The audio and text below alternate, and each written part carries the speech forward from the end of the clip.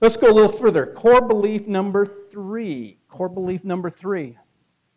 Strategy has to be centered around purpose. Now, this is very, very important. I think each of us, whether you're, again, an individual contributor, a middle-level manager, perhaps like many of you, or a senior-level manager, what is it that we're trying to accomplish?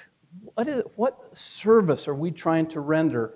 How do we contribute value to this organization that's going to help this company really remain competitive for the next 100 years or more? I mean, you're already, almost a 130-year-old company. How do we sustain that success? That's something that I think, again, strategic people have a real focus about. Here's the other thing, too. I almost missed this. I noticed in my own organization, which isn't huge, about 20 folks, and I have one of my good team members here, Matt Fankhauser, and Matt, jump in any time, but I noticed this. That our people got a lot more engaged when we started to talk about and emphasize strategy.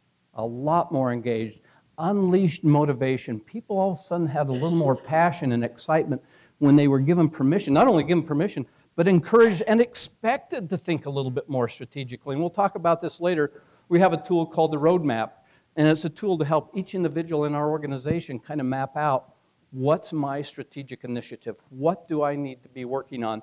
Now, not that I need to working on that the majority of the time, but there's a portion of the time that they ought to be thinking strategically, and it varies in some organizations.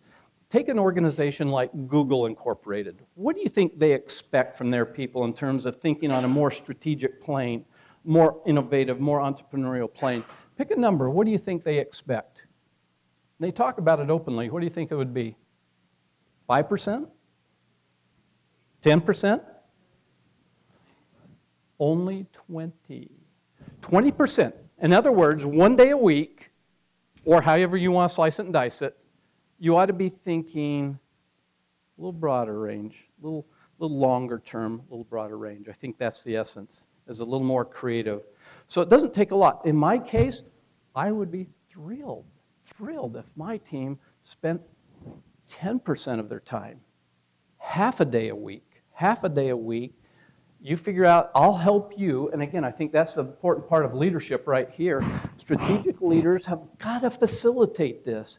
We have to be the enablers of people to think strategically, because I think many people have been ingrained and have been taught to just show up for work, keep your head down. My friend in Australia, Anthony Moss, calls it head down, bum up.